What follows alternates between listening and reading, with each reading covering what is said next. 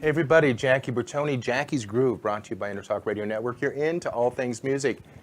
Hey, I'm rounding off this amazing 2 weeks of interviews with the group CAB, C-A-B. Started out with Mr. Virgil Donati. We went after that, went to Mr. Mitch Foreman, and then just recently with Mr. Julian Coriel. Today, we are going to wrap this up before our Saturday extravaganza called CAB, and it's a mixing of Feast and Fusion at the Newport Dunes in Newport Beach, California, sponsored by myself in association with Agenda Magazine and such. We're going to touch on a lot of subjects here. If I have a grimace look on my face, I'm out of my studio. The slave driver of a CEO brought me down to San Diego with a fractured hip, but don't worry about that. The attorney's on the phone here in about a half hour. So with that said, guys, I'm proud and I'm privileged again, too. This is actually our third talk. And we're going to talk deep about that, and we're going to have fun, and we're going to talk about how you, the listening public, our fans, the fans of, can enjoy all this massive talent this coming October 14th, Saturday, in Newport Dunes in Newport Beach, California, with Back Bay Bistro. And we're proud to introduce this amazing consortium of Feast and Fusion. I love the combo double entendre there, because a fusion of music, a fusion of different tastes of music, different tastes of food. And with Mr. Bunny Brunel, I'm going to be honest with you, I was shocked. I know how Bunny is as a master and an award-winning bassist, Grammy award-winning bassist, but I did no idea that he was a master chef. And so, as we said with Cedric earlier, we're gonna put it out, because he not only does he cook on bass, he cooks behind the stove. So with that said, I want everybody to welcome with open arms and open ears to Jackie's Groove, Mr. Bunny Brunel and Miss Kaylene Peoples. Hi, sweetheart. Hi. That's for her, not you, Bunny. Okay, I'm glad. Absolutely. So, I was getting worried. Absolutely. I'm telling you, you know what? We've had a fun, actually, I commandeered last year Florentino's show with you on the Changing Stage.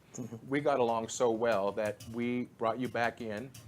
Was it this year? This year we brought it in. Yeah. And then when we got together with this beautiful, beautiful arrangement at the back Bay Bistro, I said, yes, I'm definitely down with this. So very good. Yeah, man. So do me a favor. I'm just going to move over this because people know about you. Let's step all the way over and just talk about food. Okay, Please, Bunny Brunel. Well, talking about food, I need some questions, So people wonder, for instance, I can tell, how come, I play the bass and all that, I'm a musician. Well, it's just when you're young, your family wants you to have a job. Right. If you like it, it cannot be a job, so you got to be something. Absolutely. That's how they think, So anyway, I went into a very famous college of hotel, in the south of France called École Hôtelière de Nice, in Nice, France. And, I learned about everything about hotels, from cleaning the rooms to the director to the accounting, I actually could have been an accountant. I'd learned how to do that. But, part of it was the cooking. And that's why I liked it, because that was the artistic part, So when I ended up working on some famous hotel restaurants in the south of France and things like that for a while, and then I decided to, to go back to what I wanted to do, which is playing music. Actually, I was playing with there was a band in college, and I was part of the band. That's, and so I ended up, leaving the kitchen alone and, cooking on the bass. Let me ask you this question too. Again, on the screen right here, CAB. It's an acronym for what? Well, at the beginning, I thought when I was contacted by the record company wanted to do that, I thought you say, oh, we're gonna do with Tony McAlpine, Dennis Chambers made a band, so I figured Chambers, McAlpine, and Bunny Brunel. I say CAB. But I didn't know that McAlpine is in one word, so the initial of his name is actually an M. So I say, well, CAB sounds good, It's just like we're going somewhere with it. Yeah, so. and I love the CAB because CAB is my wife's initials. Oh. So it's easy for me to understand that itself. Yeah. But I have to ask this question. When you were doing the food situation at the hotels, various hotels through Nice, were you already known as a bass player, or were you fledgling at that time? No, I was just, when I was doing the cooking and all that, I was just playing some gigs after that with, some friend of mine that used to be at the École Hôtelière as well. That's where I started with them. And then we had a trio, jazz trio, was playing acoustic bass, and we played Oscar Peterson music and things like that, Dave Brubeck. And used to do and play some gigs like that. And I kept doing gigs right and left and all that. But then one day I decided, I wanted, because I used to listen to bass solos, And by the way, I was playing electric bass as well. And I was listening to those bass solos that sounded like a mystery to me, bing, doom, bum, bing, Right. And I wanted to play, because I play piano, and I wanted to solo like a Herbie Hancock or John Coltrane, and that's what I wanted to do. So I started practicing on the bass to be able to do that. So I was just practicing scales and playing phrasing and things like that.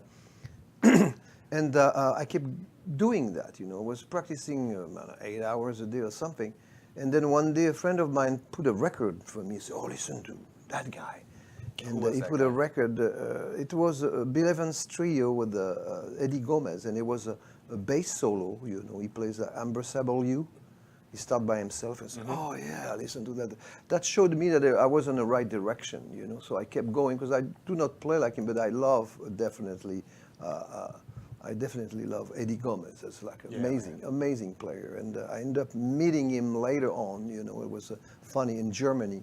And just talking to him, it's funny because he was just talking to me. It was very nice. And then he said, I'm sure you're a great bass player. So I said, oh, no, thank you. It was like, And it's funny because a few years later, I met him at the Chick Corea when I was with Chick Corea, and Chick was recording 3 quartets, and Eddie came to play. And he got in the studio, and he recognized me immediately. He said, you see, I told you were a great bass player. What's the timeline on this? What's the years? Oh, the timeline. It's 1976 when I met Eddie Gomez, and it's amazing when somebody as prolific as this man next to me, compliments another bass player. I mean, that's about as much credence as you need to keep going. I myself, as a percussionist, bass I love because Bunny is a very percussive bass player.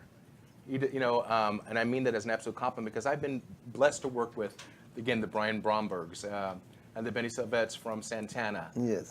and so on. But the vibe that you bring to the bass, I say this, and we talked about that before we started.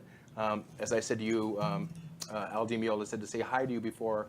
Actually, he's in the air right now going back to Germany. All right. He said this one great line, and I say this over again. He said this with Stanley Clarke, your friend also. Yeah, that's right. Fusion is in a state of confusion.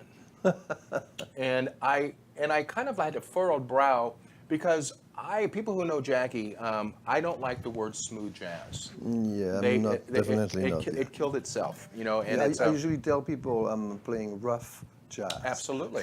Smooth jazz. And I mean that because, as I said, I want to find out, and so do the listeners and the fans around the world, do you put as much passion in your cooking as you do in playing bass? Well, it's the same thing, You're doing something and you're doing the best you can, and you put love into it, and that's what it tastes good or sound good because you're really doing it 200%.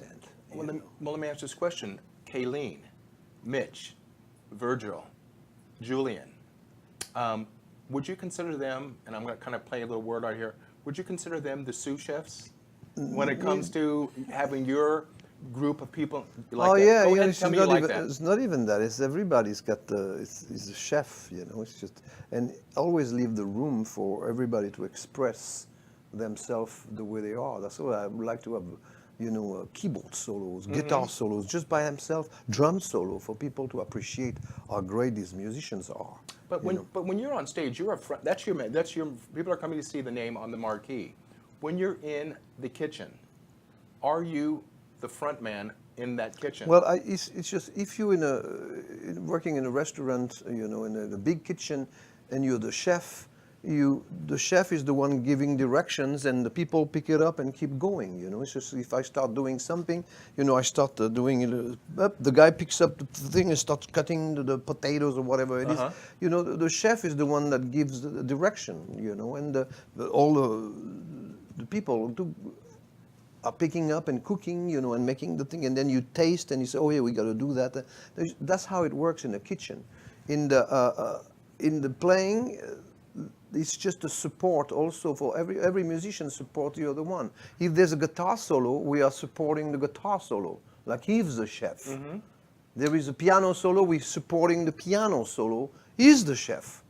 Then the drum solo, we're supporting the drum. You know what I mean? It's the positions switch and changes. I'm not the one, telling everybody to do that. Right, when it comes to jazz, it's definitely you have to let people take over, and do their best. That's why I played with some musician. I'm not going to mention the name. That they were like, it was hard to play with them because they want to control everything. There's some people that are controlling. Oh, you got to play that. They tell them the drummer, oh, you have to play that. And I'm sorry. It doesn't matter how good you are, of a pianist, for instance. You're not going to play the drums better than a drummer. Give him the idea, the direction where you want to go, and let him do it his way. That's how Quincy Jones works, by the way. He's not behind the players with a gun telling them you got to play the bass drum, that right there. No, it chooses the right musician, give the idea, and it let them do it their way.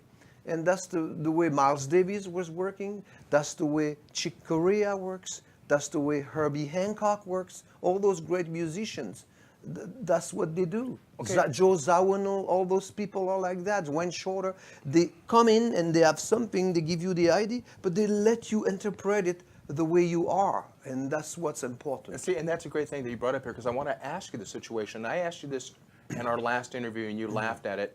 I ask all the head guys, the people above the marquee. I know you as a person. I know your personality. We get along great. But I have not been in the studio with you. The point I ask all the above the marquee A-list players, are you easygoing in the studio? And I asked you this, I'm going to pry on your memory, or are you an asshole? And I mean No, I'm always nice, because I want people to play to put their flavor. It's like they put their own flavor in there. You have to let them do it. That's the problem. For instance, I come from France. I used to work in Paris because that's where all the recording session at the time were. I used to go, with my bass, at a Precision 1965. I still have it. I used to go sit in a studio, you have the chart and all that. You plug your bass in a direct box, put headphones, and then you playing. They used to record, the rhythm section first. So there was drums, bass, and they used to have they used no piano, because I say that because I show you with your hand. No, they had a guy with an acoustic guitar strumming, and they were not going to use that guitar, just to have the chords going like that. And they write the part. They were writing the bass line and the drum part. And then they're wondering why doesn't sound as good as Quincy Jones. Because Quincy Jones doesn't do that. He let the drummer play. If you have a feel with the whole orchestra, they write it down, but they let the drummer play in between. And same thing with the bass. You have an idea of a kind of bass line he wants, but he lets the guy playing. That's why they sound fantastic. Same thing with Chick Corea. I remember the first tune I recorded with Chick Corea on the album Secret Agent was Central Park. Okay, I arrived, it's funny because I didn't sleep for 33 hours. They took me to the studio immediately. It was a studio on Sunset Boulevard. And so I went over there and, you get in, called by Chick Corea. Doesn't matter if you slept or not, you're going to play. Sure. Absolutely. And I was there. I was totally awake and playing, And that's the first song we played. And he had a bass line written, and I read the bass line he was saying, and then I say, can I change the bass line? He said, oh, yeah. So, and I changed it because for some reason he wrote a kind of a Cuban bass line, but it was not really going with whatever they were playing. Right. So I played something that matched better, and he let me do it. It sounds great. He let me do because he understood, oh yeah, that's great. And that's the way people should do. You going in the studio, recording something, and you write the thing down, because if it's a special line you want to groove, but if the guy can do something, he shows you, oh, can I try that? And if it sounds better, let him do it, Okay, so in a parallel correlation then, I know there's a gaggle of players out there that want to play with Bunny Brunel. When Bunny hires those players, you mentioned earlier, aforementioned Dennis Chambers, now with Virgil Donati. Do you go after your assistants, your other people in the kitchen? Do you go there and choose them because of their abilities, because you want to work with them? Yes, it's just like it has to be a certain level, of players to be able to play the music I play anyway. Of course. And it's got to be up there, So especially for drummers, you got to have somebody who really can cut the cake. And that's why Dennis Chambers was the original one. And after that, he went with Santana for quite a while. Absolutely. So, and we switched with Virgil Donati. It was amazing. And the other night, we played the baked potato, and unfortunately, Virgil had kidney stones. So he called, called in sick. So I called Chad Wackerman. We're talking about somebody that can read the chart. He doesn't have to rehearse. You give him the chart, that guy just reads the chart, and it's killer, just killing the sound, the soul, everything, just fantastic. So you need somebody up on that level in order to play that type of music. And I also want to say congratulations, Dennis. I'm glad you're back in health, and I'm glad you're back on the throne again. As we're getting older, we're respecting the things that we neglected as youngins, the things we do and so on. So I want to ask you a question, going back to this instrument, this utensil, if you will.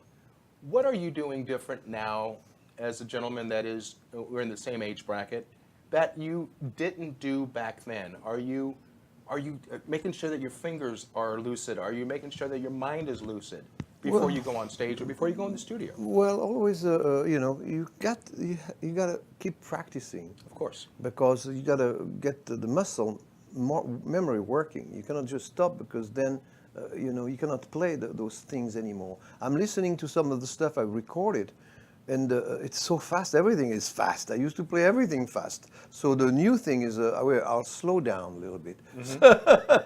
Because I don't think it's necessary to play everything at 1,000 miles an hour. But it's quite amazing. I listen to the stuff, you say, oh my God, it's the speed, you know. And you have to keep practicing, you know. It's just there's no in between, you know. More you practice, better you can play. It's not to play fast all the time. No, of course. It's just to be able to play what you want when you want it. That's what it Dynamics. is. The right feel, the right groove, and things like that. And that's what we keep doing. And hopefully we find new ideas. There's not really much change in the music. It's just new composition, and you keep going. I'm not really trying to, introduce new thing. People say, oh yeah, or maybe you should put a rapper on that. Right. No, I'm not gonna put a rapper on the music, you know. So anyhow, that's basically I do whatever I like, whatever excites me. You know, and we're gonna pick this up on the next segment because again, I want to go back and forth on the correlation between cooking on bass and cooking in the kitchen. Okay. I think it's very important. I want to find out what you don't like to cook. Is there a certain food, a genre, a background? Don't answer that now, but let's talk about that, and also let's correlate it back. What music you don't like playing, also. So with that said, guys, I'm out of my wheelhouse. I'm looking at the camera. I'm looking at my producers, and as soon as I hear my music come up itself, we're going to come back on the second segment on Jackie's Groove. My name is Jackie Bertoni, brought to you by EnterTalk Radio Network. You're into all things music. Don't go anywhere. We'll be right back with Mr. Brunel and Miss Kaylene Peoples. Don't go anywhere, guys. All its edges folded in the corners, faded sepia brown, and yet it's all I have of our passing love, a postscript to its ending. Brighter days, I can see such brighter days, when every song we sing is sung again. And now we know this time it's for good, and we're lovers once again. And you're near me.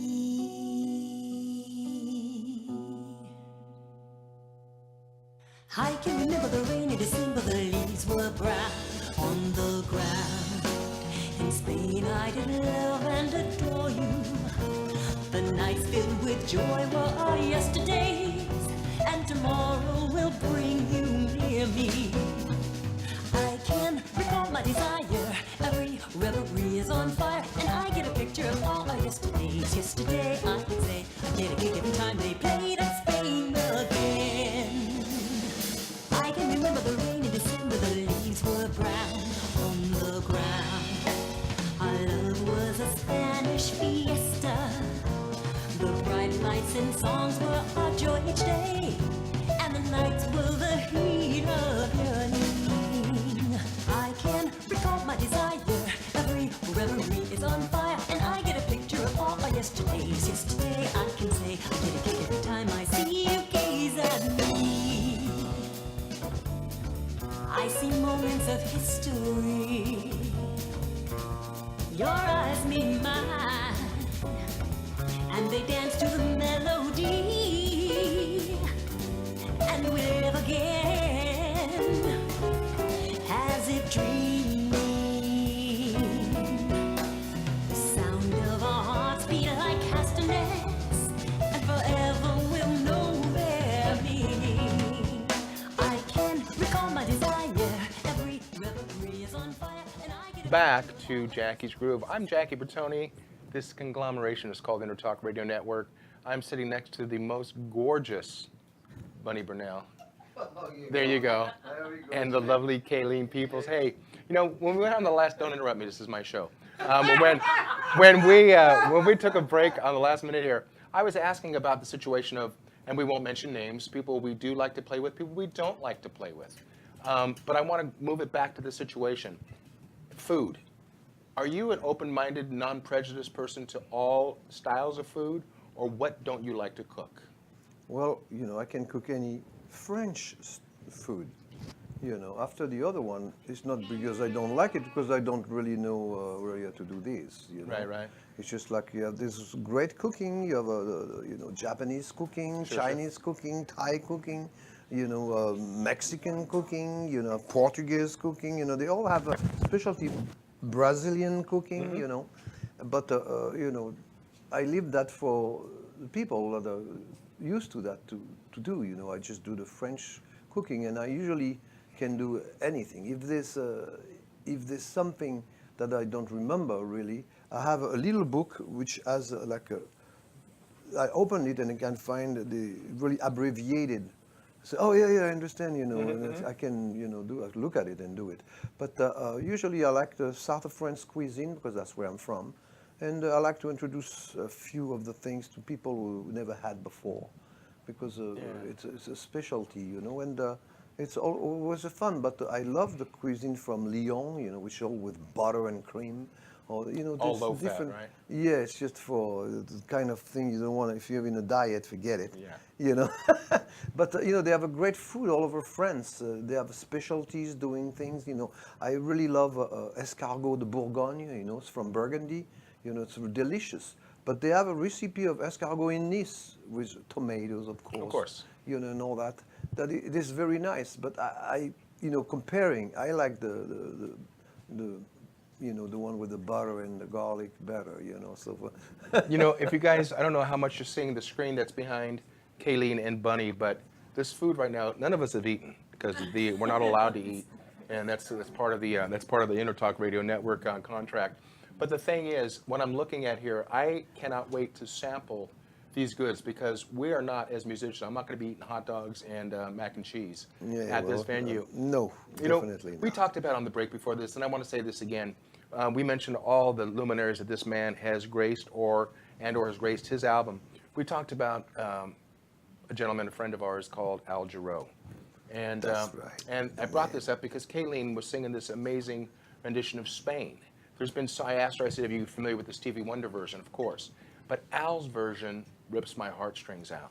And we're proud here at EnterTalk. I don't know if we're proud to put it on our roster, but Al was one of the last interviews that we had at our home. And I always said, and I played vocal percussion, he played vocal bass.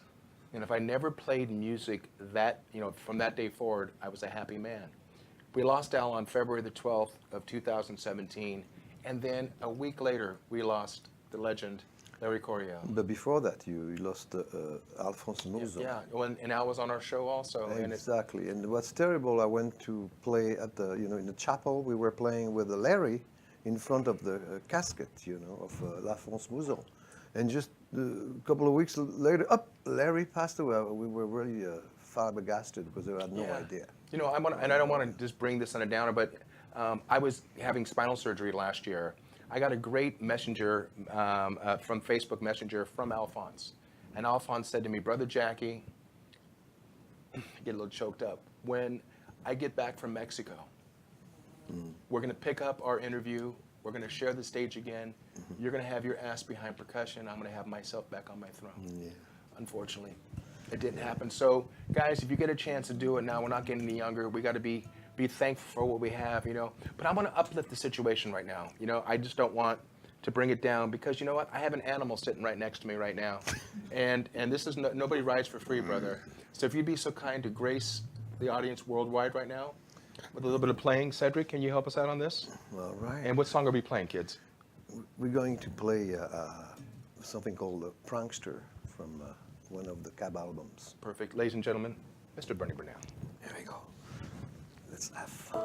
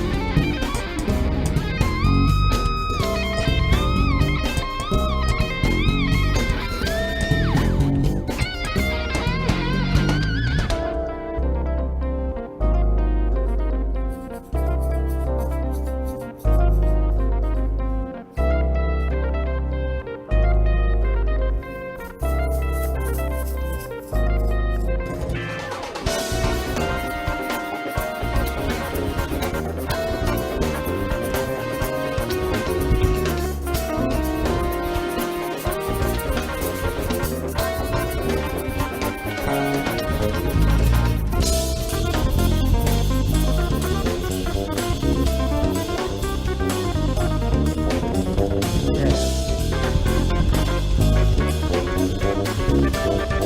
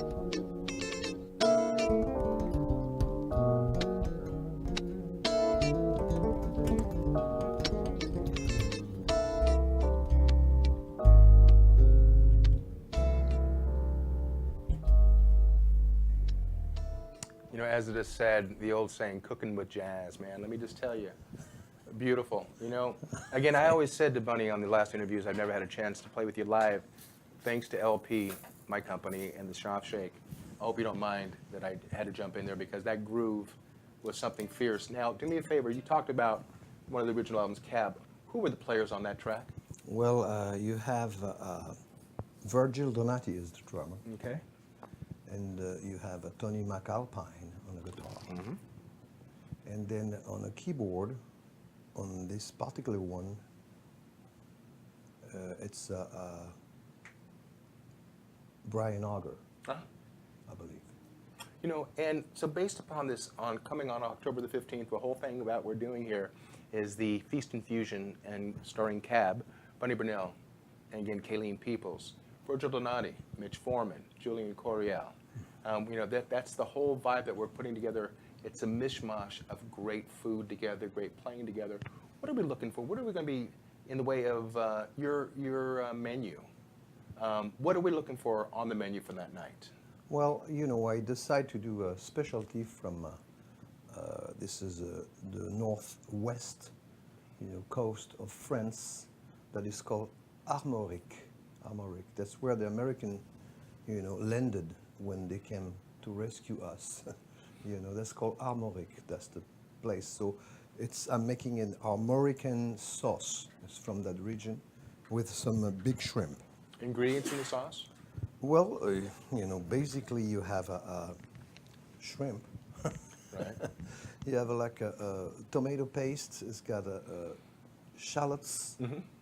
It's got carrots, garlic, and it's got some fish stock that I'm bringing because it's not something you can find everywhere. That makes really the sauce really so special. Tastes very good. And salt, pepper, and that's big, and the flambé with cognac. Now, are you having, again, this is because I was a former cook at Reuben's years ago, anywhere near the echelon of yourself, but are you bringing prep chefs with you? Or are you doing all the prepping there at No, the kitchen? I'm actually I'm doing everything over there. I'm just bringing the fish stock, the right kind, And so why is that? Educate me on that itself. because it takes a while, You need to have like a big pan. You put like all fish heads in there. You put some onions with some cloves in there, carrots, and salt, pepper, and you let the thing boil forever until it comes down to a reduction. So it's really concentrated. So that takes too long to do that. So Right. I just bring that. Well, yeah, and Bunny, I want to find out a question too. You mentioned earlier about Chad Wackerman, amazing man that can read the back of a milk carton. Yes, that's right. And do that. So with that said, when you are hired, as Bunny Brunel, as a bass player, as a sideman. Now, how much preparation, if you're being hired for maybe a style of music that you don't necessarily specialize in the kitchen, if someone comes to you and wants you to prepare a menu on something that you're not really versed on, is there a quote-unquote chart? Yeah, there's always something. You can just look for the, the recipe and being a chef, the basic of cuisine. So you understand when you see a preparation. Some people may look at it. Oh yeah, you're gonna put some. Okay, you're putting some flour and butter, and then you're gonna put some milk. And for them it looks something separate. From me, it's look at it. Oh, it's a bechamel sauce. Okay, that got. I can see what it is, and I know. Looking at what the ingredients are, I have an idea of what it is and how it's going to be going. With the music, as people give you a chart, I used to play, as I say, in Paris. I was in Paris because of the sessions. Right. And I used to come and play whatever they want me to play. So I'm very versatile playing any styles, I had some preferences. I like to play jazz and Brazilian music and things like that. But I like some rock and roll stuff. For me, I love the Mountain, Leslie West, So that's why, in fact, I tell people it's funny because, record company they want the young guns to play things like that. They have people who sings and play guitar. And it's funny, the level, it's just went down really drastically. They have some good players, but nobody plays like Alvin Lee and sing like that, or, Leslie West. They don't have the sound, just sound on the guitar and the voice and the thing. These people were like really, really special, So I like that kind of music, and I would play some of that. People come play some, I will record things like that, and I've played every style. I love that you said that you kind of a nice little segue here. Let's go to the new generation of cab. Let's go to the current lineup. Mm-hmm. Would you share with me what made you choose those players and why? Because there's just great players, individual players. Let's start with Julian Coryell. Julian Coryell, I used to play with his dad all the time, and as I mentioned, you have a lot of musicians that have children, but for some reason the DNA doesn't go over, right. Maybe it's not DNA, it's something else. And in the case of Julian, it's just like Larry. He plays like Larry. It's really so close, to the dad. He's got the same craziness when he goes into a solo, and that was Larry. Larry would just go, and just like, and I like that because he's got that. He has all that thing. It's great. He's got a beautiful sound, and a very nice person. But that's what it is. He's just like somebody who can has a personality. He just has a personality, and he's not afraid to step in. Some people, they have good players, but they kind of just play good and nothing. Yeah. No, he's got the balls, I would say. The guy's just and that's perfect because if you guys get a chance to go on to jackiesgroove.com, scroll down to episodes on demand, and look for my interview last week with Julian Coryell. Julian told me something that was very cool. I said, the quintessential, the musical apple didn't fall too far from the tree. Obviously, but based upon that, he told me that he was a student of Berkeley at the age of 16, and he did an advanced course to get out of 2 years. His dad said, you don't want to quit the situation. And I said, speaking of dad, above us, when you're up playing, and you're in the middle of, and you're playing with Bunny, and you're at the baked potato, do you feel your dad floating above you? He goes, Jackie, my dad is on my shoulder. I said, what's he saying to you? He's saying, stop playing so much. and I know it's I can hear him say that, and he goes, I want to look up and go, it's my gig, Dad, and so he's an amazing player, and he will be there on Saturday, October the 14th at the Back Bay Bistro. I want to keep saying Back Street Bistro, but it's Back Bay Bistro. Now, okay, so we talked about Julian. Let's go over to Mitch Foreman. Oh, Mitch Foreman played with a lot of fusion guys, and the guy's wonderful, really amazing player. He can read the charts very well, and I say the kind of charts that with cab is not especially easy or whatever music. And the guy can really play, and I always have him playing a keyboard solo by himself, and he comes up with such beautiful stuff. It's gorgeous. The guy's he's got so musical taste is fantastic. So really like the guy, and he's very fun as well. You know, this is a great personality. great player that played with a lot of greats anyway. So the guy is definitely up there. Also on Jackie's Groove, episodes of The Man. Check out Mitch Foreman's interview with myself also. Now let's go over to the crazy Italian / Australian from down under. Yeah, the man with 7 arms and 8 feet, whatever. Mr. Virgil Donati. Yeah, Let's talk about him. Incredible. So the guy is a, master. He's just do stuff that other people, all the drummer, they're wondering how the hell he can do it. You know, I remember doing a session like that for a French singer, and he had an idea of having a rhythm at the beginning. You know, it was a at the beginning that he wanted to record that, and then when he comes into the tune, then it was ding, tack, ding, da. You know, he's just going. That was the thing, and Virgil say, "Oh no, I'll play it at the same time." And the singer he's gonna, yes. Scared to death, yeah. Yeah, no, he plays the intro like that, and at the same time start playing the other rhythm. And there is a tune like that. We played on an album of mine called Elizu Revisited. You know, the introduction of Stratus. That's what he does. He starts playing one rhythm, and then he introduced the other rhythm with with one side with the other snare on. It's just like, and he plays the other one. It's totally like lopsided, man. And then finally everybody goes in the thing. No, he can do stuff that is totally ridiculous. And we talked about on the interview is like when he gets crazy, he gets manic. It's almost like Alan Holdsworth, God rest his soul, would walk off stage because it was just that crazy. Okay, now I want everybody to be jealous, especially the men out there in the worldwide itself. I'm going to get out of you because we'll talk about you and why you chose you to play bass. But I want to talk about this lady that's sitting next to you. That's right. Well, gentlemen, she looks jealous. She is. I don't know if she walked out of the magazine of Vogue or whatever it may be, but the girl has got chops. She's got a voice, and we're going to talk about her magazine called Agenda. We'll talk about that on the next set. But I want to ask you a question as a youngin' because you're not old like us. Okay? What is it like right now when people found out that you are now part of CAB, working with the legendary Bunny Brunel? How jealous were your associates in the business that you got this gig? And how do you feel about that? That's a good question, actually.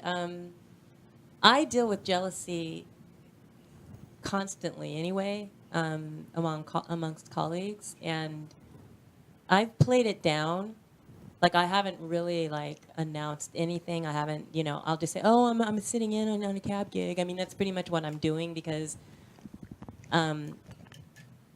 Baby girl, I'm going to interrupt you for a second, okay? Because the production team is doing this. I don't have a clock in front of me. Okay. So we're going to pick this up because I want to spend some time on this. We're going to get back on the segment number 3 on Jackie's Groove. I'm Jackie Bertoni. This is EnterTalk Radio Network into all things music. This is Kaylene Peoples. This is Mr. Bunny Brunel. We come back on the next segment. We're going to pick it up about what it's like to play with this man next to me. Guys, don't go anywhere. Jackie Bertoni, Jackie's Groove, brought to you on EnterTalk Radio Network. Don't go anywhere. We'll be right back after the short break. Stay tuned.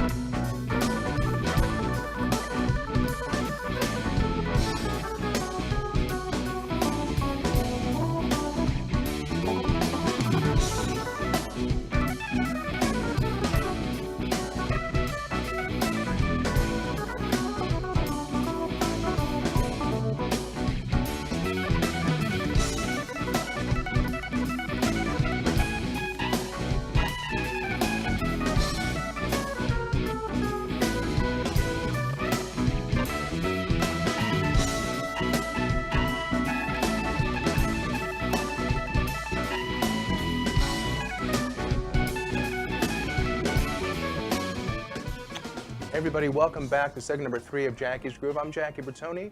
This is EnterTalk Radio Network, into all things music. I'm sitting here talking to the man, Mr. Bernie Brunel.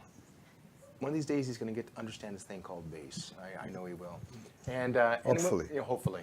When we left on the last break, I rudely interrupted this beautiful lady next to me, or next to Bunny, across from me, Kaylene Peoples. Kaylene, I was asking you the question about, and I mean that as a good jealousy, with the players out there that know that you're actually now playing with Bunny.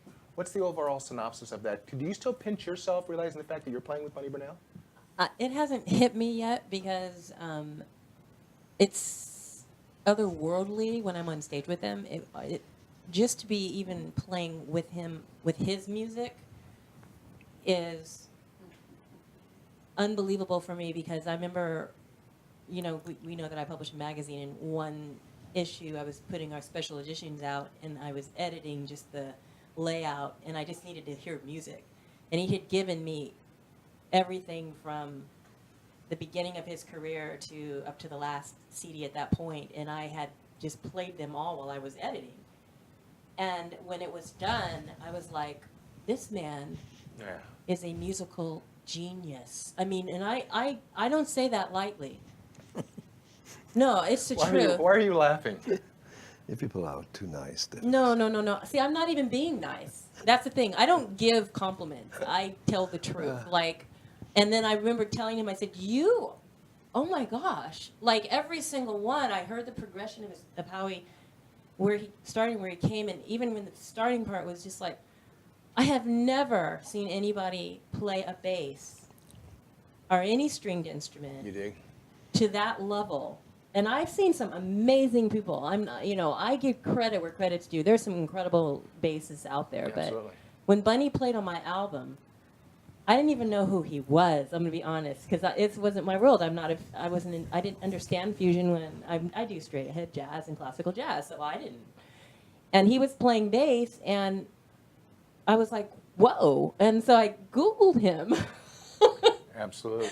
And I was like, oh my God. And then when I heard his music, like his fusion, because he was playing jazz for me, he Right. wasn't playing fusion. But the things he even did in this recording studio with his upright bass, I mean, I've been in orchestras, I've written symphonies. I mean, I've seen some good players. Absolutely. I have never, and I still haven't seen anybody of that level. And to be able to be on stage playing his music with these incredible musicians, it's a dream. I'm sorry, it's a dream. Yeah, I want to say something. You just mentioned the fact about you didn't know who he was, or you Googled him. And then, of course, you're inundated with page after page after page. My sister-in-law, Lori, she's coming this weekend. My brother-in-law is a drummer also, and he cannot wait to meet Virgil, to see the situation. My sister-in-law said to her husband, I don't know if anybody in Newport Beach is really going to love the taste of Bunny, meaning food. She thought we were cooking rabbit. And we had to qualify, and then Greg looked at her. Greg looked at her and he goes, honey, I'm it's sorry, Bunny, this is hilarious. it's Bunny Brunel. And she looked at it, the kind of, and she shook her Cooking head. rabbit. In fact, Bunny, would you be so kind? Can you give me that magazine right there, one of the agendas, please? Yeah, again, there's no free ride here on EnterTalk Radio. What this is, I want to talk about this because this is the magazine that is responsible for, or the woman next to me is responsible for this magazine called Agenda, available everywhere books are sold, as you say nowadays, or online, and through, of course, I'm sure, the wonderful card that sits in between here and falls out as you're opening it. So I want to talk more about this. We're going to get to the music side of it. Okay. But I want to talk about your involvement. We know what your involvement is, but I want you to educate the listeners out there exactly what it is that you do for Agenda. I am the publisher and editor-in-chief, and I'm also one of the journalists. So I do the layout. I choose all the photos. I make all the decisions that go in that magazine. And what is Agenda? But what is it?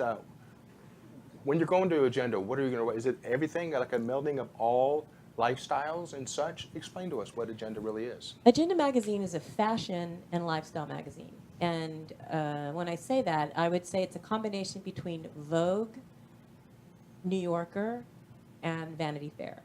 Very cool. Very glossy, high-end photography, the top-of-the-line runway throughout the world with the most, many of my photographers have graced the pages of Vogue and covers of all of the top Condé Nast magazines. Beautiful.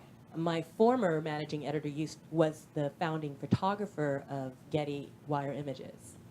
So that's just to sneeze. I knew I made it recently because a friend of mine sent me a picture. You made Getty, and it's nice to see a picture of myself with the Getty line across it. That I knew I stepped forward itself. I want to ask you a question with regards to Agenda, and educate me and the listeners also. Is this a monthly mag that comes out? It is now. We just released our first monthly. Congratulations. This month. What is your subscription? How many units are you shipping or printing on a monthly basis? Well, the way we're doing it, it's a little backwards because I'm online. So I don't necessarily have the subscriber base yet. Okay. But I didn't want to wait till I was... We're going to help with that, guys. I didn't want to wait till I was gray and in a crane to get it. So I said, I'm just going to put the cart before the horse on this one, do my passion. I'm taking Bunny's advice and doing what excites me and what excited me with the idea of having a monthly. Absolutely. So I went ahead and put the cart before the horse and said, you know what? I'm just going to do it because if I keep talking about it and I keep thinking about it, it'll never happen. So I decided I'm doing a monthly. I decided that this summer that I'm just going to go for it. I didn't even start with the subscriber base for the monthly yet, so it's going to sort of probably be a slow grow. We have over 3 million readers online. We have over Beautiful. 200,000 articles translated monthly, internationally. We're translated in 48 languages. So I think that, at this point, I'm the machine behind the magazine, so I'm not necessarily pulling in anybody's finances. It's my own baby. God bless you, girl. So I'm not like biting my nails, am I going to be able to make the next issue when I'm financing it? So. And it goes hand in it goes right in line. Someone asked me, 30 years as one of the A players, musicians, percussionists in the industry, why is it that it seems like radio has been in your blood all these years? The CEO, Florentino, said the reason why your draw worldwide is so strong is because of your passion. It's not the fact that I went to a broadcasting school and so on and so forth. I got into it. So that fact, was a magazine always your dream as a little girl itself? There you go. When I was 17 years old and I was the co-anchor of our high school anchor team, Right. News team, one of my really good friends that I grew up with and I were we were at the high school. He was a senior, I was a junior, and I said, I want to have a fashion magazine because I used to read Vogue and Teen magazine, and he goes, I know, we should have a fashion magazine. I said, I know, we should call it Agenda. And I remember when the opportunity came for me to start the magazine, the only name that came into head was that, because I had been waiting for that moment to when I was going to do it, but I never knew when it was going to happen. And it happened in 2004. It was like, that's when it happened. And that was like years after I graduated. Kaylene, look at that camera right there and give the URL for Agenda, please. To find Agenda Magazine, it's www.agendamag.com. So mag, short for magazine.com. And if you just Google Agenda Magazine, it's the first thing that comes up on Google as well. Good. So. And I want to ask you this question. I've asked, everybody that I interview, regardless if I know them or not. Growing up, where were you born, where were you raised, and did you ever grow up, as they say? I was born on an Army base in Fort Ord. Okay. My dad was, and it's funny because my initials are KP, and he said he always ended up in Kitchen KP, Patrol, yeah. so he wondered if I was by accident, like in the back of his mind. Right. But I was, Orange County is where I grew up and went to school, and I did the whole thing. I did beauty pageants in Orange County, everything. I modeled in Orange, everything. So. What was coming through the speakers at the people's home growing up? What was being shoved down your throat, or what were you being encouraged by? What was mom and dad listening to? As far as music, or? Absolutely. My dad used to wake me up out of bed when I was 8 years old, and he would sit down with B.B. King on the piano and start playing B.B. King, Dig it. make me get my flute. I'm 9, whatever, 9. Right. It was probably 9. Made me get my flute and play my flute and learn how to improvise with Dig. and my mother would get so mad, like, because I was a kid and I had to go to school, and my dad was so into music, like, even when he was he was the head of his high school band where he started the band. He lived in a tiny town called Shady Grove, in Louisiana, and he was the one that started the high school band. Oh, cool. And he plays by ear. He doesn't even read, but he blues and jazz, and we used to do cross country trips, and we would listen to. Trying to think, the names are escaping me. I forget the name. Who's No worries. The dance one. It was like dance jazz. Lee Morgan. Yeah, those styles. I mean, I'm sorry, it was just, I couldn't think It's of it at okay. the moment. And I remember being a kid, sitting in a 2-day cross-country road trip to Louisiana, listening to this stuff over and over again. And that was my dad and my mom just loved that. And so it was always in me. And so my mother had a very good voice, but she was a smoker, so she stopped really singing. Right. So it come, they always ingrained, and music was really taken very seriously by both my parents. And if I can, Cyrus and Seth, are we locked up and queued up for her? Because I want that listening audience worldwide. We'll come back to the instrument, but I want to hear this instrument itself. We're going to go to a little more of a mellow ballad, if you will. And I want to introduce the song, and we'll cue it up. All Go right. ahead. I'm doing a very famous song, the most famous song, in fact, by Billy Strayhorn, "Lush Life." It's jazz staple. Cool. Gentlemen.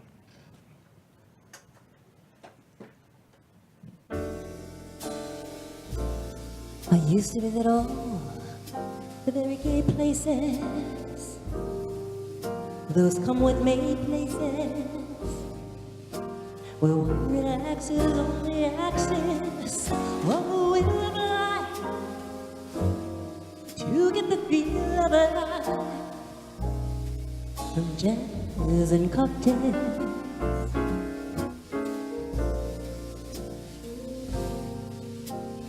The girls I knew had sad and sullen gray faces with distinct gay traces. We used to be there, you could see where they were washed away. Back to many through the day. 12 o'clock days. Then you came along with your siren song. Tempt me to madness. I thought for a while that your poignant smile was tinged with the sadness of a great love for me.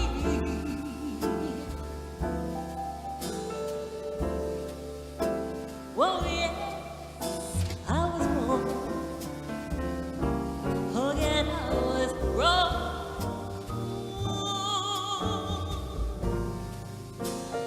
How could I have been so wrong?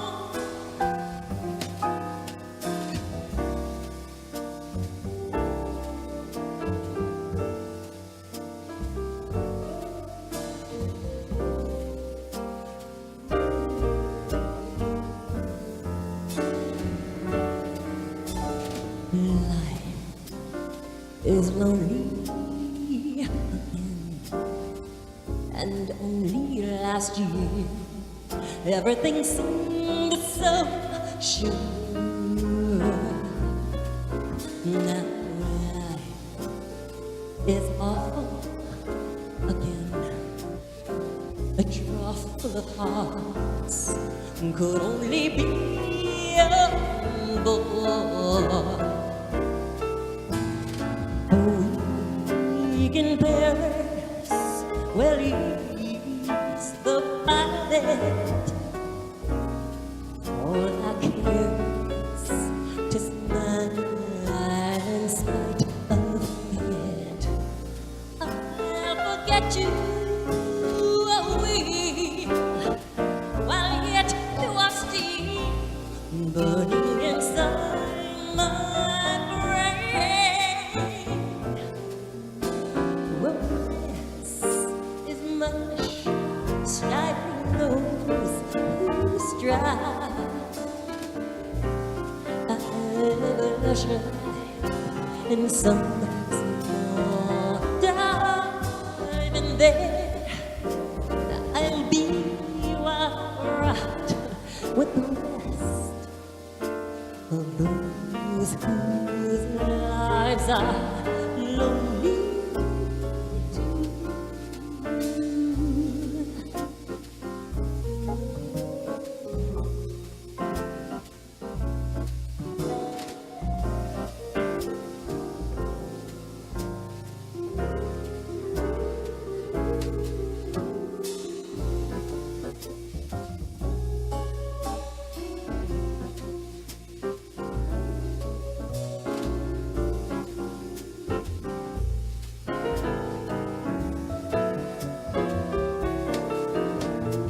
Going embarrassed, well, ease the fire that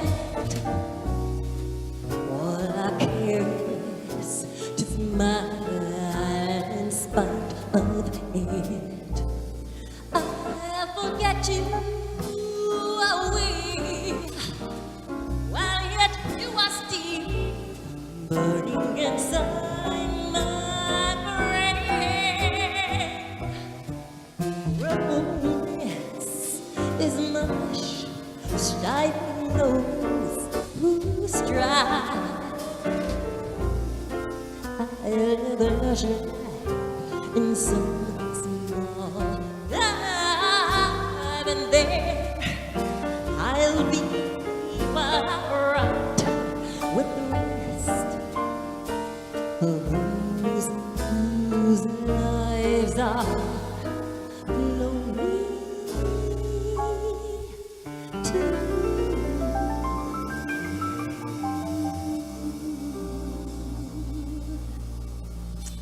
Yeah, man. Guys, Kaylene Peoples. Kaylene, Miss Peoples, do me a favor. Tell me about the musicians on that track, please. Let's start on who was playing brushes. Okay, I'm not allowed to mention the names of the Brazilian players because they were in the union and they did this for like a song. There you go. But it is a trio. It's called Bossa Trio, and they are out of Portugal. Serious. And this was years ago when I did this song, and they were incredible. So I can't say their names, but it was part of the trio that was doing. I'm playing the piano, Beautiful. by the way. Rich Mauser is playing the guitar, and then of course the rest of it is the Bossa Trio. You know, our agenda for today, see that segue, is all about what's happening on October the 14th. Let's talk about that again. This is called the Feast in Fusion, starring Cab, Bunny Brunel, Kaylene Peoples, Mitch Foreman, Julian Coriel, and Virgil Donati. At the Back Bay Bistro, sponsored or put together by NewportDunes.com. Ticketweb.com is where you can get the tickets. Guys, it's going to be a sold-out show, so do not be lax on this. Get part of this, because what you just heard, both sides, was in this little studio right here. But it's going to be with the full band, something that's going to be crazy. And I want the listeners itself to keep in touch with Jackie's Groove and EnterTalk Radio, because we're going to be pumping the hell out of it the rest of the week itself. Doors open at 6 o'clock. Show starts at 7:30. It'll be a mix of feast and fusion, food, and great music. You definitely want to be at this. To get this type of music, these musicians under one roof in Orange County, it's unheard of. And we're proud to be part of it. So with that itself, let's continue on with this for a second itself, as this book is very heavy. Great photographs. Everybody else, agenda. I'm taking this copy home with me if you don't mind. So, and or one of them. So with that said, I want to jump back in here to both of you. You being the younger set and so on, I talked to Bunny about this before also, about the music business or the lack thereof. Streaming, stealing music. I said it again, guys. Stop stealing effing music. We're not doing this for our health. We're doing this because this is what we do. This is our livelihood. So with that said, and since music is, I hate to use this term, but purchase the music wherever music is sold. I've missed the saying about Tower Records or Virgin Records or Amoeba Music and so on. Will it ever come back? I don't know. But the fact of the matter is, we as older players, we're working extra hard because we're not selling albums. We're out there promoting itself. So I want to go back to you, Bunny. Do you understand the music business of today, and optimistic or pessimistic? Share with the listeners. Well, there's a lot of bad thing about it, but there's a lot of good things. the fact that there is so much choice on the internet or whatever, people tend to want to see live performance more than they used to. A lot of live performance, and I think they're making signs desperately to. I'm just blown out of the water because we're going by these segments like it's 5 minutes each segment. And I want to pick that up again, too, because No problem. there's so much more to talk about. How do you put a 40-plus year career and encapsulate it into a 2-hour interview? It just doesn't happen. And that's why the doors at EnterTalk Radio will always be open to you. Okay, thank you very much. Anytime there's a promotion, that's what we're all about. And Kaylene, also back to you, girl. Whenever you need us, come to us. Actually come to Florentino, because he's the one, he needs more work on his plate. And we want to do that. So, and when we get back, I want to talk more in depth about this amazing Feast and Fusion happening October 14th, this coming Saturday. Guys, we'll get into it. Yes, I will beat it through your brains because you've got to be there. So with that said, guys, everything about music and you were afraid to ask, magazines and food, we'll get back to that right after this short break. Going into segment 4 on Jackie's Groove, I'm Jackie Bertoni, EnterTalk Radio Network, Kaylene Peoples, Mr. Bunny Brunel. Guys, don't go anywhere. Right back after this short break. Stay tuned.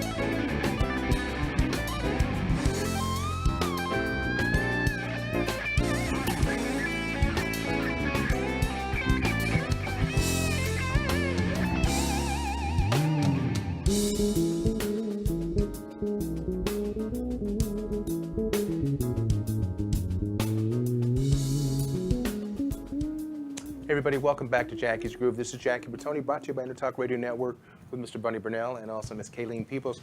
Kaylene, when we went on the break, I was asking about, the types of music that you I use the term shoved down your throat, or stuff that, actually was inspirational to you. And so on, I think it reflects in your playing. But again, too, the type of music that you're choosing to sing is well above your age. And I mean that as a compliment. I mean, it's okay to be younger in age. I'm not going to ask your age, 'cause Mama raised me right. but the fact is you have old soul when it comes to music itself. Is there a type of music that Kaylene won't sing? And why? You know, that's a really good question because at one point there was a type of music I would not sing. I wouldn't sing country. Right. I wouldn't sing hard rock. I wouldn't even sing gospel. But now, probably the only one I probably wouldn't sing is acid, like metal. Of course. Because I can do it all. Through the experience, I've had to perform just about every genre of music, including country. I found myself doing it. I did quite well at it. I was surprised. As long as it's, there's a type of music I won't sing. Okay. Bad music. Because there's only two kinds of music. There's Yeah. good music and bad music. Yeah. We all learned that Yeah. growing up. So that's so cool. And so how much are we going to hear of you on Saturday? How many lead vocals are on the charts? I'm doing 3 vocals. I'm doing Spain, which you heard earlier today. Absolutely. I'm doing a tune that I love by Diana Krall. Well, it's not by her, but she does a version of this song that I absolutely adore, and it's How Deep Is the Ocean. It's Beautiful. a beautiful ballad. And then, of course, we're going to hear a song that I'm doing later in the show, One Note Samba, Love it. that I'm doing as a love it. vocal. Yeah. Okay, I'm going to move back to this because we're going to bring Bunny and Kaylene together. But right now, I'm going to go back to you, my brother. And Well, I'm still here. So you're not going anywhere. Not No, I'm quickly. not going. I can't move here. You cornered me. Absolutely. So with that said, man, do you want to go ahead and set it up right now? What we're going to be listening to, and will we hear this also live with the full band on Saturday? I don't know if we're going to play that one yet, but I'm going to play over a song that I composed a while back called Dédé. It's dedicated to one of the greatest French drummer called Dédé Ceccarelli. I grew up actually with, so amazing. Beautiful. From Nice. He's from Nice as well. Beautiful. So if I can set it up, ladies and gentlemen. He's one of those guys like can sight read milk carton, as you say. Yeah. Cool, man. So with that, guys, that said, please, Mr. Bunny Burrell and a song called D-Day. Enjoy.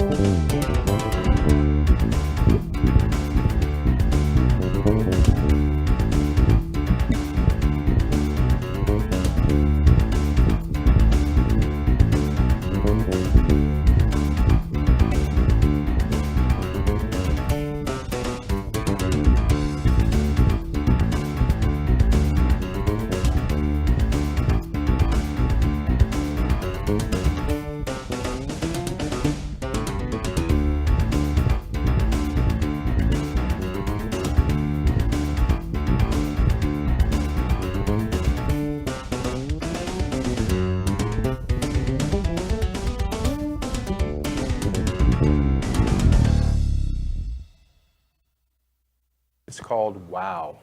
Man, amazing. Hey, Bunny, I want to give credence to the bass, your bass line. You want to go ahead and give a shout out to the manufacturer, please? All right. Well, this is manufactured by ESP. This is the Bunny Brunel LTD model. This is a fretless bass. Yes.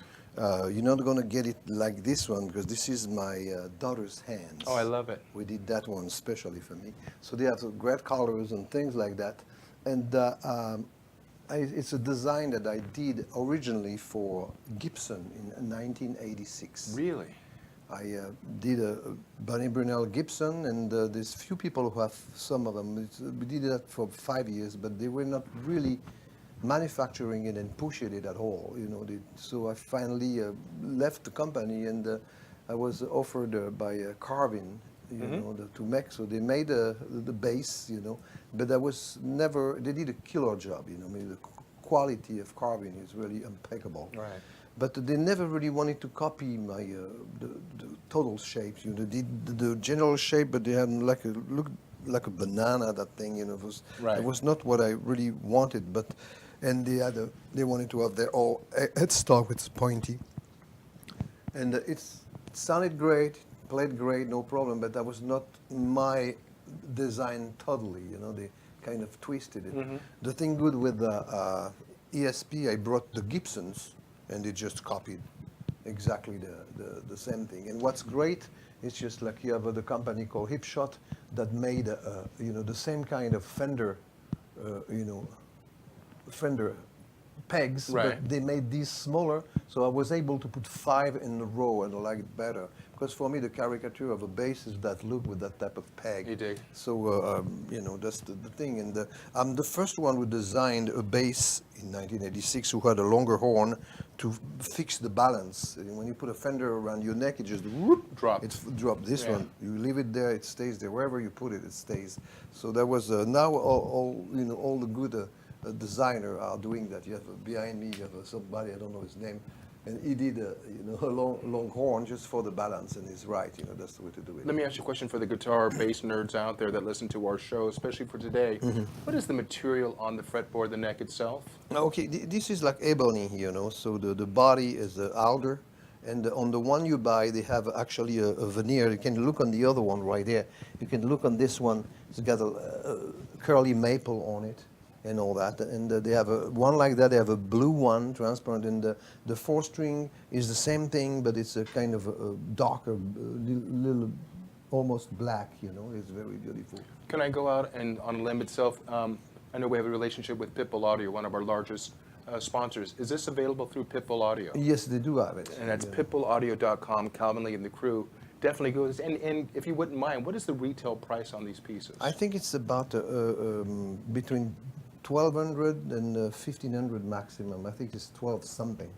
You know, that's around that price. And comparing to the quality with all through the body and all that, this is quite an amazing price. And for those of you who aren't in this San Diego National City area, you can go into pitbullaudio.com and go to their page of products. and search us out, and also too with Bunny Brunel. Bunny, I want to ask you this question on these pieces itself. Well, go ahead and give a shout out on the URL if you would be so kind. The website for the bass. They can, you can check on bunnybrunel.com definitely, but espguitars.com, they can find all the details. And I want to add it that the electronic and the pickups are from Aguilar. Okay, cool. This is Aguilar, So everything else, as I said, Hipshot is the people who do the bridge and the mechanics. Are you going to be at NAMM this year, 2018? I'm always going. Yeah, at number heart, 4, my 28th year. So it's yeah, like always. So no, but it's great because I see people that I see once a year. Say hello. Yeah, man. We're very, very honored to be part of the NAMM organization and NAMM history. And those will be coming up, some ideas. And I have Dan Delfrey and Tino, the music historian from NAMM, coming on the show real soon. So look out for that. And also, too, check out NAMM and go to your Apple iTunes or Google and download the NAMM app. And you can actually search out ESP and such. From that. They are usually on the second floor. Yes. The entrance. Their booth is on the second floor, which is great because they can really see the instrument, and they have some live music, some great musician playing. Yeah, man. I want just while we're doing this stuff, just like telling somebody what steak tastes like if you've been eating peanut butter all your life. Do me a favor to the listeners out there that are not going to be in California on next Saturday. What are they going to miss? Brag. Great music from great musician, and it's great cooking as well. And by the way, I want to mention that if I'm preparing an entree, the big shrimp with with Armorican sauce, but I'm also doing a vegetarian, vegan, for people who don't want to call ratatouille niçoise. It's from the south of France. Ratatouille. They had that word. They had a movie on Right, that. It of was course. funny, anyway. And I'm doing that as well, like that people can enjoy, if they don't eat meat or fish or whatever. Right. And that goes with a south of France type of wine called the Côte de Provence Rosé. This is a pink, but it's not sweet at all, like American pink. I would never could drink that. It's very dry, and you drink it chilled, and you can even put an ice cube in it. It's the only wine you can do that in France, and you won't get shot. There you go. So, and let me ask you this question itself. Being a master chef and being in Newport Beach, we're known to a certain level about our seafood, our fresh seafood, and so on. Will you be incorporating the fish from Back Bay, or are you bringing fish? No. They're the one taking. They ask me. The chef. His name is Andy. It is really nice and very good. And by the way, if people don't want to order the entree they're making, they can order their food. It's off the menu fantastic. also. It's fantastic. All the food, the menu is great. And Andy just told him what I want, and he goes by the thing, and we're gonna make it together. And have it going. That will be great. Yeah, man. I want to thank Brian Ross for actually putting this together, and this is going to be, to me, amazing. This is the first time I've ever done this.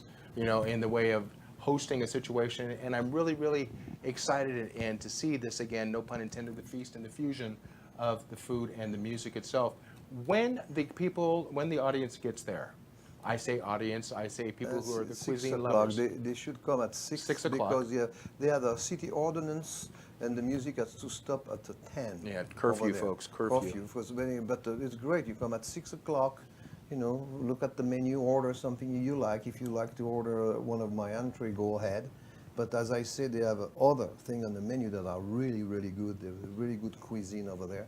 So it's going to be fun. They also have, if you don't want to drink rosé, they also have Beaujolais. They have a lot of Beaujolais, which is delicious, And Beaujolais is a light red wine that goes very well with the seafood as well, and the ratatouille. That all goes very fine. Let me ask this question. Being French, Yes. itself, what is your favorite food to eat? Well, I like to, my name is Bunny, so I like salads. Okay, fair enough. And there's going to be a great salad on the menu also. I saw that itself. So anyway, that's the idea. Is just I like everything. I really like the shrimp like that. I like salmon. I like fish. I don't really eat beef and stuff like that. But I could if I come to a place invited, that's all they have. I'll eat whatever it is because I'm not a vegetarian. Right. But I like all the food. You know, any food if it's well prepared, you know, I'll eat it. It's you know, but I say usually I like to have a salad. You know, Yeah, so I'm a composed, you know, with you know, put cauliflower, Sure. you know, lettuce, endives, and you know, Belgium endive. I like to mix it up like that. So, but that's usually what I go for. But I always do, you know, I try to avoid because I love my favorite food is actually spaghetti. Really? But I cannot eat spaghetti. Just looking at it, I'll get fat. Fat, exactly. You know, but I love spaghetti. If there's one food I could only eat one thing, I would eat spaghetti. You know, I love spaghetti just with just butter and cheese. I just love spaghetti. That's my wife's comfort food, buttered noodles, you know. Yeah, I love it. It's Or always good. as Giada De Laurentiis calls it, spaghetti. I'll never understand that itself, but and she's a friend, I can say that. So, with that said, you know, and so let's go back here back to the band. How long of a set are we looking at? We're starting at 7:30. Yeah. Is there going to be a break in between that? I can't imagine you playing straight through. Yes, probably we'll have a couple of sets. Probably, yes. We do two sets. Beautiful. So. And was this for Mr. Bunny? Okay, this is because you were feeding your compassion right Hopefully there. it's good. Okay, you know, Pass so. this out, Kaylene. Kaylene, salute, Chintan. I don't drink, so I'm going to watch you guys get very buzzed good. right now. All right, so. And but I do want to To say, your health, yeah, darling. from your lips to God's ears. Hey, you know, again, being the first off, if you will. What do you say? Yeah, this is nice, yeah. Thank you. Is it good? I figure we'll be going a long while. So, Yeah, I like that. nice, thank you. it's a little informal sometimes. Yeah, man. You know, and so based upon that, so we got the show starting at 7:30. We're going to take a break in between on the shows itself. Are you going to? You already have a set list set up for this right now? Kind of, yes. It's, you know, kind of. Will you venture off the set list at all? We're gonna start with the vocals, you know, with a ballad or something, because people will be eating. We don't want to Blow 'em out of the water. we want them to be able to digest, you know, a little bit, and then we'll play the heavier stuff after second set, you know. Beautiful. But it's gonna be, you know, as I say, I play rough jazz, so it's always a little edgy, you know. So. Yeah, And man. I wanted to finish the thing that we were interrupted was we were talking about the music business, what's happening. And we got Optimistic or into- pessimistic? Yes, exactly. You know, as I say, the problem is that people are downloading stuff, you know, for free on the internet, and the problem is the people pay $9, no, I mean, yeah, $9.99 a month, and they can stream anything they want. So people don't buy albums because they don't need to. So we end up paying more live, as I was saying. There is more live performance because people want to see real player playing, you know.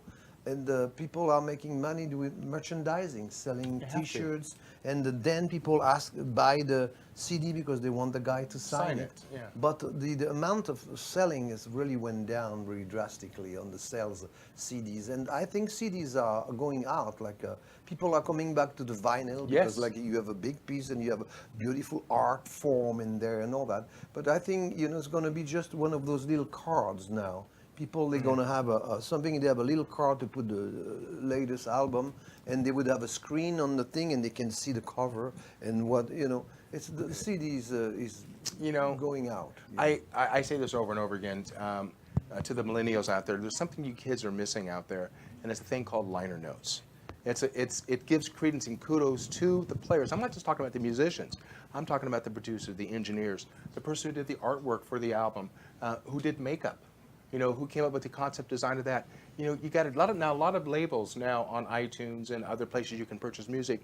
You can actually digital download liner notes, because I get excited. I missed that record release Tuesday when you would slide that piece of plastic Yeah, and you off. kind of read the lines. Hey, I didn't know say, Bunny was on this. I didn't know that Kaylene Yeah, was singing on this. exactly. And that's the cool thing. And will it come back? I hope so, man, because the millennials have never paid for music. Yeah, that's the thing. And Nobody pays for it. it's a lost art. It's definitely a lost art. I was at Chicago recently, the group Chicago here in San Diego. They just celebrated 50 years, and they haven't missed a year of touring. And I asked Lee Loughnane, who I interviewed a couple of weeks ago, after 50 years, and these men are multimillionaires, and I said, why are you still doing it? And his response to me was simple: We love playing music. And during a trombone solo and during it, Wilfredo Reyes Jr., who's the percussion chair, and Tris Imboden on drums, I texted him while I was in the audience and I said, wow, you guys are pretty good. Do you have any albums out? And he responded, LOL, yeah, we have 36, but they're not selling for shit, right? And he says, do me a that's a favor, problem. go out in the lobby and buy some T-shirts that are Yeah, now exactly. that are now $55. So, you know, it's like, and I buy music, and I buy music. I bought both of your records itself. That's because I give it. People say to me, why did you buy the music? Why don't we'll send you a bot? No, because the bottom line is I understand what it takes in this business to make a living, and are we going to? I don't know. Florentino probably eating in the back, but I wanted to find out: are we going to be playing together with the two of them? Florentino, get your ass over here. Okay, and I wanted to find out exactly where we are because there's just too much right here that we've got to play. We got to get that. So I think we're going to go back in. And Florentino, how are we going to handle this right now? Are we going to bring in, or are we going to wait for the next segment for the two of them? Want to do it right now? Yeah, let's go ahead and bring Kaylene. Okay, Kaylene, are you ready, girl? Will be. I have to. Okay, let her get herself going here. That's the beauty of live radio, and my friend itself. Exactly. And but again, it's worth it at twice the price, as they say. So, with that said, how you want to give a little mic check, and if you're happy, and I want to go ahead and introduce the song. I'm doing a tune by Antonio Carlos Jobim. It's called One Note Samba, and it is. And the arrangement is inspired by Herbie Mann, and this is the one song that Stanley Clark said reminded him of Herbie Mann when he heard this tune. Right. I always say, listen to the song, kids. It's going to be a hit one day, and it's one of my favorites also. So, Kaylene, let's have some fun, girl.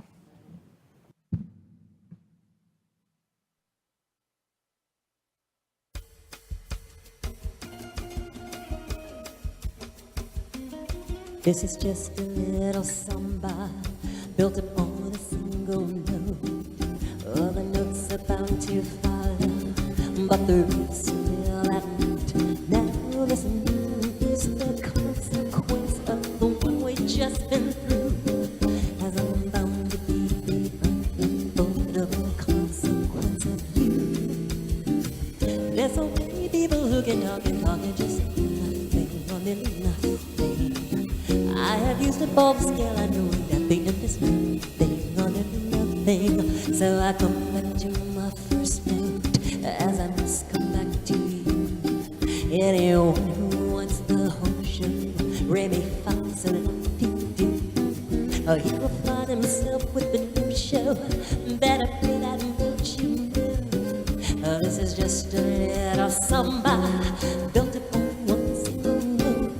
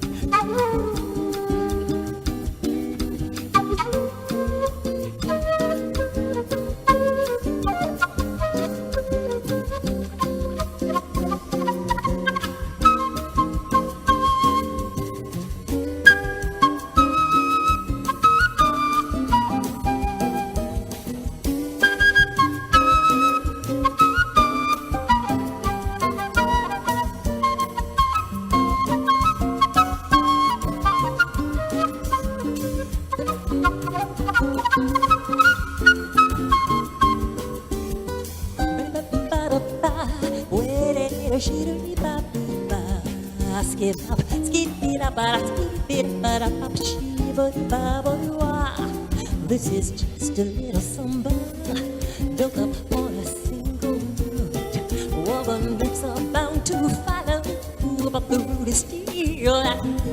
Now the new one is consequence of what we've just been through. As I'm bound to be the unavoidable consequence of you.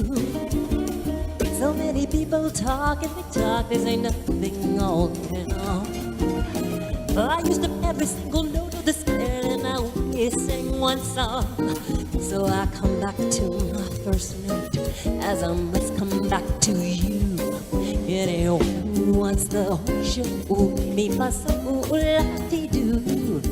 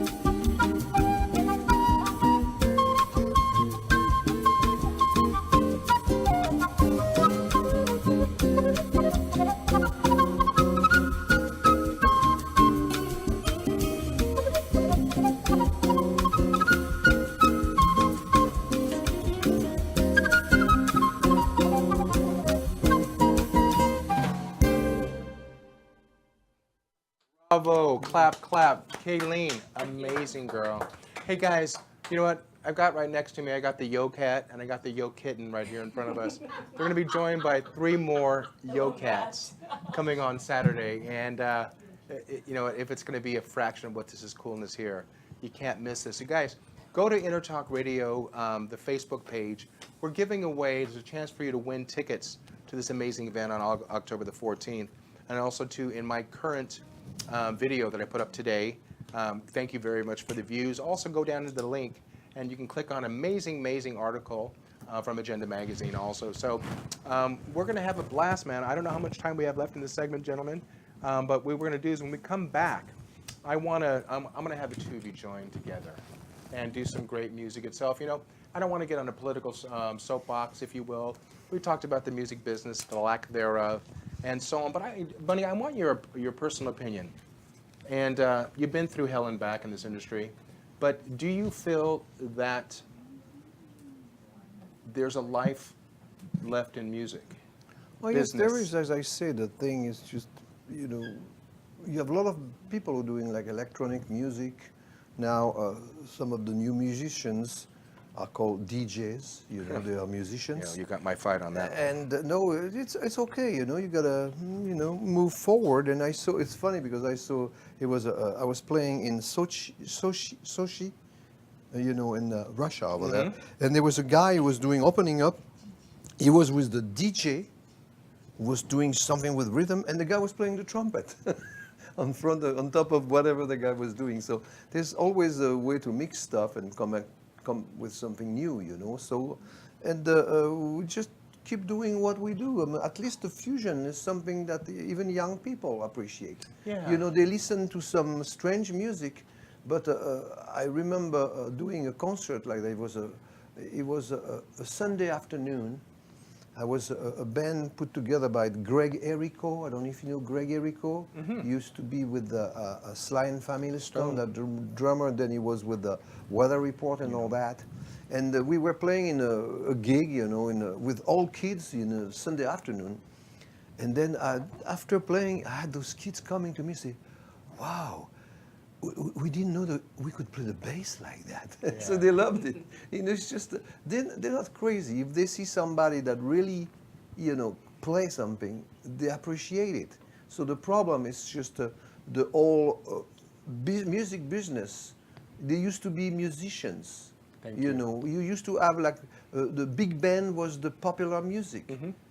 My parents were dancing on the jazz tune with a big band and Right, all that. right. And then after a while, all those record companies, they put bean counters to take care of business that are not musicians. Yeah. And they start putting out, music, asking little kids what they want, and they don't understand that. I'm sorry, you are the teacher. If you play something on the radio and the television all the time, the kid's gonna love it. Absolutely. So why do you play garbage? You know what? Can I interject on that one? Please. I did a concert. I have a private venue in Altadena, and it's a very intimate venue. And I very few people. I handpicked the guests. And that's Southern California, Pasadena area. Yeah, Okay. and there were some children in the audience, and the youngest was a 4-year-old, little 4-year-old girl. And I was doing classic jazz. We were doing a show called Stories and Standards from the Great American Songbook. Very cool. And after I had finished, the first set, because we did like a 2-set, the little girl jumped up on the chair, applauded like, and then said, "I love jazz." That's a little 4-year-old. Yeah, dig. And that's exactly what Bunny's saying. It's like if they just played The right music. the music, Good not music, just one yeah. type of music, Yeah, but but actually good. expose the world to other music. Little children, I couldn't believe it. That validated me. That was more important to me than any opinion of anyone. And let me interject real quick. I always say through all of my interviews, 145, I believe, so far, I always say to the parents out there, don't force an instrument down your child's throat. Take your child to a music store, whatever's out there, the guitar centers and so on. Let the instrument call the child. But I also want to tell the parents out there too, take your children to live music. That alone will open their ears, because now, going in our age group here, when you go to these big shows like Chicago and like Styx and Journey and so on, you're seeing 3 generations of children. You're seeing children of 3 generations: us, our children, and our children's children.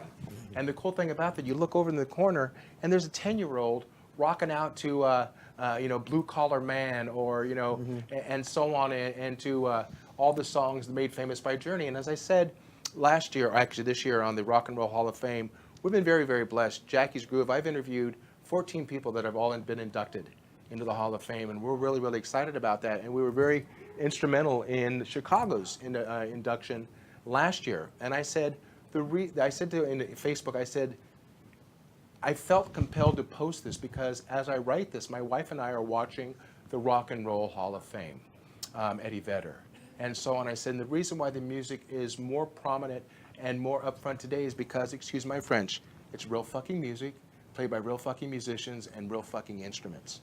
And that, my friends, will never go away. I say that so much, but I can't tell you how much it is. We've got to bring back. Styx celebrated the new album called The Mission, the first album in 14 years. They recorded it all analog. Michael McDonald's new album, September 15th, called Wide Open, recorded all analog and released on a 33, and so on. So, with that said, when you do your next album, and is there a next album coming back that you want to, or coming out that you want to share? Well, I just did an album with Stanley Clarke called Baseball. Never heard of them. And we played all the tracks together, and we invite great bass players to play solos like Yeah, we Billy talked about that on my Sheehan. last interview, yeah. So I'm working on a new one, Baseball 2, because there's much more great bass players that to be introduced to the world. Any younger bass players you're bringing in? Yes, some young. Share with us, can you? I have right now, because we just started, I intend to have more people. I have one of my students, Kyle Eastwood, the son of Clint Eastwood. I had him playing the bass and the bass solo on one tune. And then I have a great Italian player, Federico Malaman. If you go to he always posts things on the Facebook. It's hilarious. The guy is really amazing bass player, but I love the sense of humor. The guy is very funny. And so I have him, he plays on one track, and I intend to have more people. I would like to have Jason Sheff to play. I would like to introduce people because We people can help- we listen can to help the out with that. music. Yeah. People listen to the music and all that, Chicago and all, and they don't understand that they have the great bass player. There was one of my students as well for a while. San Diego And, boy. Yeah, San Diego boy. Then you have people like, there's a bunch of guys that I taught. The list is too long. I cannot.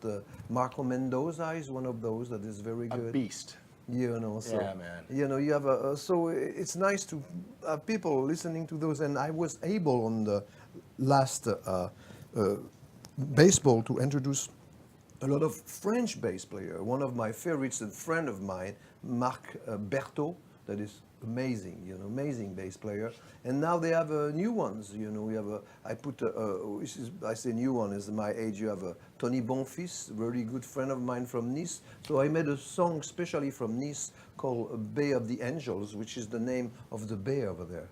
And Bay of the Angels, sorry, I forgot to pronounce the S right there. Okay. So that's the name of, in front of Nice, you have a bay called Baie des Anges. That's the Bay of the Angels. And it's named because the fishermen used to fish little sharks that they call angels. That's why they call it like that. And anyhow, so I put all French musicians, the horn players, French, and I introduced some great bass player in there. One of them plays with Billy Cobham, is and anyway, you got all those guys that. So I try to put, people in front. I'm going to use a couple of more French on the next one, and there's other bass player that need to be you put, on the map that people can say, oh, let's listen to these people. So that's what we're doing, and keep promoting that type of stuff because they cannot do that electronically anyway. Can I put you on the spot? I am on the spot, isn't Okay, it? let me With put you all back those on the lights. spot. One question, one answer. Bunny Brunel's favorite bass player of all time. It's hard because, as I told you, I started with Sam Jones and even Willie Dixon. And then I got turned on with, I just say Eddie Gomez and Stanley Clark. That was the main guy, and the main guys that, such different showed me that I was styles, though. going in the right direction. But then you have Miroslav Vitouš with the bow and fantastic. But then on the funk side, then all the bass players, especially at the beginning of James Brown. Oh, of course. You have Bernard Odom. I wanted to meet the guy. Unfortunately, he passed away a couple of years ago or something like that. But all those bass players, you have Duck Dunn, who just passed Of away course. when that was killed. That's the people who was listening, Carol Kay, all those guys, they came up with some amazing. How about Rocco Prestia from Tower of Power? Yes, as well, Rocco as well, and so many. I love Paul Jackson of ridiculous. Headhunter, Yeah. Headhunters, and I have a mix of things like that because what happened? I was kind of playing already, up there. I was already, everybody knew, like, whoa, the player. So when I listened to the other guys, I was already There. playing. Like, for instance, one day a pianist friend of mine that my first album is with him, Daniel Goyon, came to my house, knocked on the door. I opened the door, I said, oh, listen to that, there's a guy playing just like you. And he had the album, it was Jaco Pastorius. God bless him. So I went to the thing, put it on, it was like, oh my God. And what I loved about Jaco, it was the melody, because I was already playing like a ballad of hell. Right, right. So that was not my thing. It was not listening to him playing solos. That's what I was doing already. Right, right. But what I like is the melody, the approach. That guy, that was like, oh yeah, let's play some melody now, some melodies, and that's what I got into. And it was funny because when I went with Chick Corea, 1978, the first song I was playing, as I told you, was Central Park. And there is a solo right there, and I start playing a solo, and the chick say, melody, play some melodies. And you can hear, always Chick, you can hear melodies when he Comping plays. playing, yeah. That's his thing. So it really reinforced my idea that, you got to play some melodies, you just cannot just play, just play something that people say, oh yeah, beautiful. And I end up being known as a melodic player because of these people telling me that, and thanks to all all this introduction with all those great, amazing bass players. Yeah, I mean, I always say keep the music sexy, you know, and that's what's really good. And speaking of that, let's move over to you, Miss Peoples. One singer, your favorite, who and why? Okay, she's not a jazz singer. Doesn't matter. Barbra Streisand. Oh, of course, please, please. I mean, that doesn't even qualify. You know, as even in nobody can even walk in her shoes. Yeah. You know, Florentino and I have a very good friend of ours, Michael O'Neill, who is Barbara's guitar player. And on my interview with him, I had him on one of the segments take us from the time he woke up until showtime.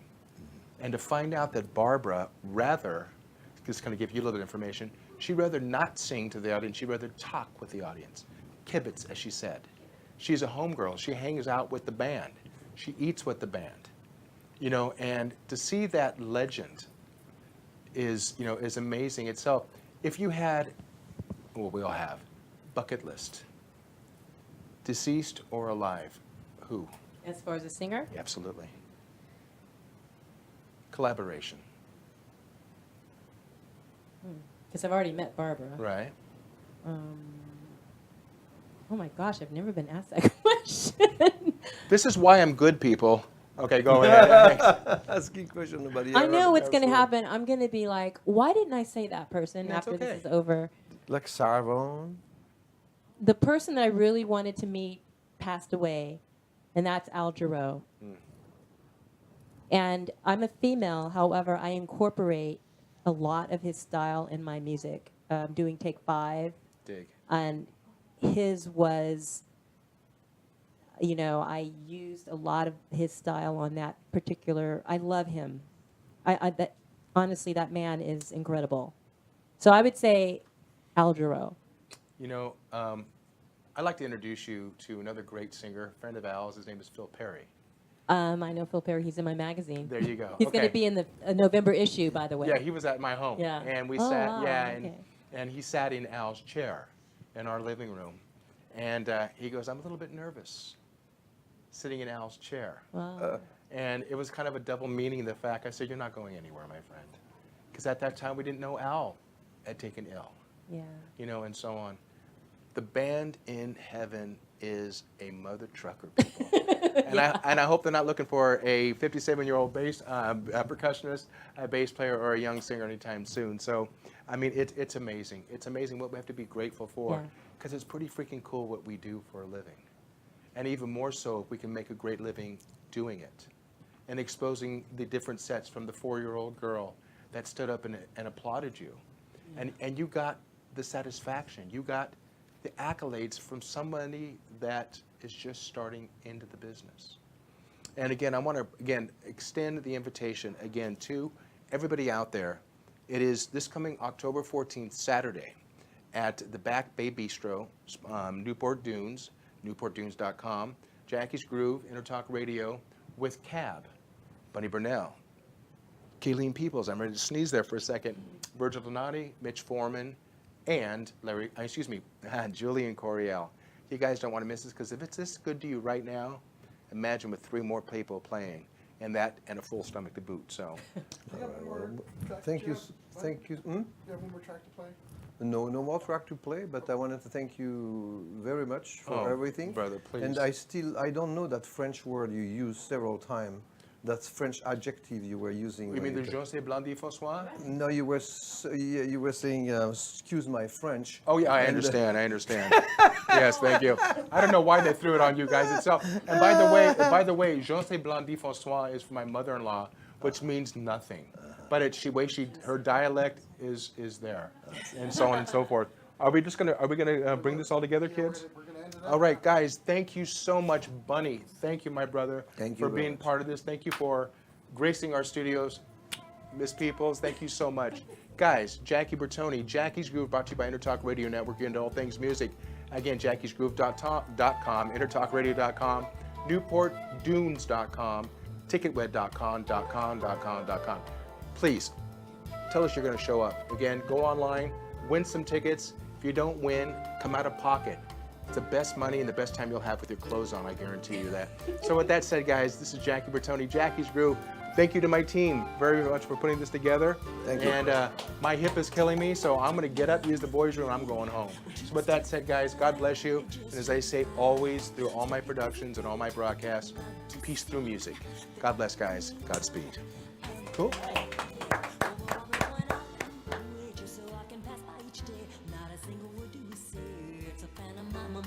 Still I know our eyes often meet. I can tingles down to my feet. When you smile, that's much too discreet. Sends me on my way. It'd be better not to be so polite. You could offer a lie. Start a little conversation now, it's alright.